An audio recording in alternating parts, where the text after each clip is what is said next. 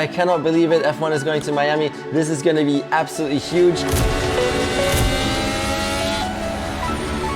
It's fast, huh? Wow, it's really, really fast. It's challenging. You can really overtake well. You got some long straights into hairpins. This first one is flat, but actually it's better to lift ever so slightly so that you stay left on the track. Yes, Carlos has been unlucky, but he's also been...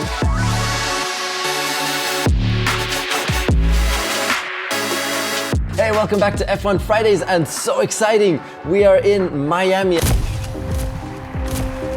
I cannot believe it, F1 is going to Miami. This is going to be absolutely huge. Everybody's so excited, and the track is also damn fast. But before we get going, remember you have the chance to win a surprise giveaway from me, which I send you if you answer the following question and you get the most liked comment. So here we go. Where do you want to see an F1 race in future? Vegas has already been confirmed, so that doesn't count anymore. That would have been my one.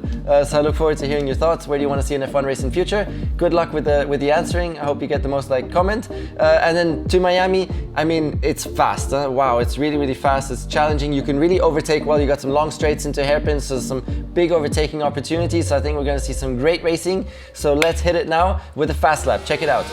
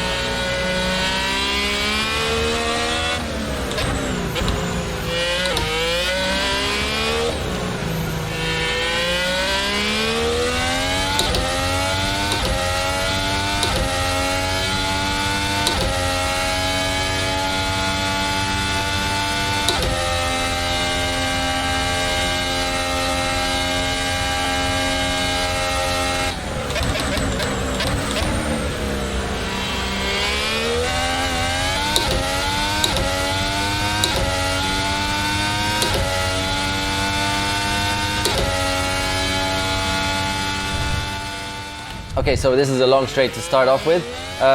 It's a bit like in Qatar, the first corner. It's like a third gear, almost hairpin, not quite. So you brake at around 100, 110, full braking here. You downshift into third gear, late entry, because the next corner is quite difficult. So you have to stay tight on the exit here, third gear. Early upshift into fourth. This one is flat. The next one is also flat, but it's not easy. You really need to be smooth on the steering, open up the steering. It's not an easy one, but it is flat.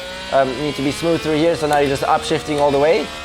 Upshifting. Now comes a very difficult one. So this first one is flat, but actually it's better to lift ever so slightly so that you stay left on the track, and then it's much easier to get this corner, which by now is like sixth gear, and it gets tighter and tighter. And then here, again, you got to lift here, go wide, and then it becomes super difficult. The track just tightens and tightens and tightens more and more and more, so you're gonna get some big snap oversteers into here, and you gotta be all the way on the outside here. By now you're in third gear, and then it becomes very tight here and third gear, and you carry the speed through all the way on the exit curve like that. So that was a super difficult section. It starts really fast, slower, I mean slow relative because it's still fast, and then really tight and long in the end. So super technical, very difficult section. And then here, one of those long straights. There's many long straights here on the track. Lots of overtaking opportunities. This is super long, so you're upshifting all the way to 8th gear. Again, you brake at 110, bang. Brake at 110. Okay, that didn't really work out. Anyways, that's like a hairpin, huh? So it's 2nd or 3rd gear. I think 3rd gear, because it's quite an open hairpin. And then exit again, very difficult. It looks flat, but it's not. You got to come here, early lift, stay tight, and then go flat again. This little kink here is flat, but then you're already braking straight away because here you come to the slowest part of the track, which is very, very slow. It's like a chicane. You're in 2nd gear probably. over those curbs, depending on how those curbs are. Here in this game, they were quite low, so you could attack them quite a lot. And then slow again on the exit to again go all the way right, because this next corner is ultra important, because the exit is important, that you carry a lot of speed onto this massively long straight. Really slow corner here. Who knows, maybe... Now, is there going to be overtaking opportunities into this one that you dive down the inside? No, I don't think so. So it's more going to be that people really try and go all the way out to get a good run onto this straight. And then if you follow closely through this little section here, which I think you will be able to, you'll exit here very closely on the straight, and then you have a long drag race down here, and there'll be some overtaking at the end of this straight. Let me upshift properly. 7, 8.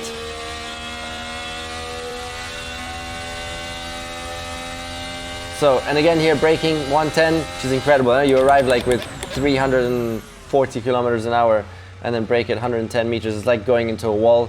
Again, third gear here, it's pretty much a hairpin, big overtaking opportunity there. And then pretty standard, then it's flat out again here, and it's just a very flowing but flat out, easy flat section here to go back onto the main straight. So that's it, very interesting. Looking forward to how the racing goes here. About new tracks, so at the very minimum, all teams have got the architectural plans in very high resolution from the architect who built the track. And so they'll put that in their simulators, and then all drivers will be driving. Because even me today now, on the first lap, you just have no idea where you are. You don't know where to brake, you don't know where to turn, you don't know where the ideal lines are. And just with every lap, you just feel the flow a lot better. You know where to lift, where to go flat, where to turn in late, early, where to brake, and that just makes you faster and faster. So I was like gaining like 2 seconds a lap now in this early laps, like in the first 5-6 laps, 2 seconds a lap faster every lap. And so that's what they're doing in the simulator, all the drivers practicing the track. Potentially even there was a truck in the US laser scanning the track in the last couple of weeks. And if they have that, then they have a really, really accurate 3-dimensional picture data set, which they can send to all teams as well. Usually that's been happening. And then the teams will have a really realistic track with every bump and every curb and everything. I don't know if that was done or not. And then, yeah, it's just a matter of getting the flow. For the engineers, it's a matter of getting the aerodynamic level right. How much rear wing you have to take off at this track to have the fastest possible lap time, which you'll see in the simulator. How much by taking wing off, or up to a certain point, you gain more on the straights than you will lose in the corners from having less downforce. But then if you go beyond that, you start getting less and less returns on the straight. So you don't go much faster on the straight, but you start losing a lot in the corners, and that's when you know that you've gone too far with the rear wing. So that level can also be identified in the simulator. You find that perfect position, so that's done in simulation. But beyond that, then on setup and everything, you just have to do it when you get there. It's very limited how precise you can be with setup in a simulator, because you just don't know the exact grip level out there with the new asphalt and everything. So that's going to be a bit limited. And here we go. Now we jump into the Q&A session. Question 1 from Thomas: on a new track like Miami, how much time are the drivers spending in the simulator before first free practice? It really depends. I think someone like Lewis will have done a couple of hours, and some other drivers will have really done probably 2 days even, especially the younger guys working with a team. So it really depends. Question 2 from Bian: the US always guarantees amazing entertainment at the races. Does this disturb you from your focus of the race weekend? Yes. Like, especially if you race at Monaco, that's the toughest one mentally, because you cannot escape all the chaos around you. Even when you're driving to the track, it's just absolute chaos. When you're walking into the circuit, you're going through city, so it's just a mess. And then in the evenings, there's always events here, there, you're all over the place, and to get from one event to the next is chaos. So that does get to you eventually. So that's where experience happens, because you know how to navigate through a weekend, and you've also asked the team to cut things down to the minimum. And Miami is going to be pretty insane as well, because there's just going to be so much mayhem there, so much interest, so many sponsors. It's going to be huge. So the demand on the drivers is going to be big. So that's where the compromise always has to be found. Question 3, Gregory: as the FIA has planned to do double sprint races in 2023, do you think it's a good idea? Do you like it as a viewer? I love sprint races because it's just more racing on a weekend, and there's always good action there as well. So I'm all for it, and I think it's good, and it wouldn't really change much. Maybe a little bit longer, as George Russell was saying recently. That would be nice. But that's it. Question 4, Jack the Lion: which is your favorite track of the F1 calendar? Favorite track, I like even like basic things like Bahrain. I quite enjoyed, which is not an obvious one.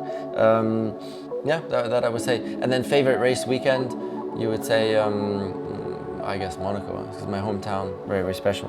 Question 5, Dukan. Carlos Sainz has been really unlucky lately. How do you stay positive and keep confidence in such difficult situations? Yes, Carlos has been unlucky, but he's also been a little bit off Leclerc on pace, huh? And he's also made mistakes. So it's really everything that's come together, which is like the Molotov cocktail in terms of negative start to the season. So it's tough because you start to doubt yourself a little bit. You start to have questions in your head. You're in this bad flow, negative spiral, you know, bad thoughts. Am I going to be up to the job? Am I going to be able to, depending on how self-confident he is, but certainly I would have had some self-doubts. And also the problem is you start getting all these questions from people you can't avoid. You have to go to press conference where then there's 50 journalists asking you. Those questions start to come so quickly and it hits you, you know, and it sucks, and I've been through that. And so it's very important for Carlos now to find these small positives to spiral upwards again, you know, and it starts with having a good free practice session, being faster than Leclerc, having a good run. It starts with then having a good qualifying, a good race, etc., and start building upward momentum again. It's super important for a sports person to manage to do that, you know, and get yourself back into that mental state of mind. I don't really know Carlos so well in terms of how strong he is mentally, but I do think he is. So I don't doubt that he'll be back. Okay, that's it from me. Thanks for watching. Again, good luck with answering the question. You can get a surprise giveaway from me. Question you have to answer is which venue or which place would you like the F1 to visit in future to have a race. You can also answer, if you want, which F1 team I should come back with to race in Vegas. That would be fun. Thanks a lot for watching. Subscribe to the channel. Bye bye. And it is worth subscribing because I have the Rimac Nevera coming very soon, which I'm going to show you on this channel. It's the fastest road car of all time, fully electric. It's going to be insane.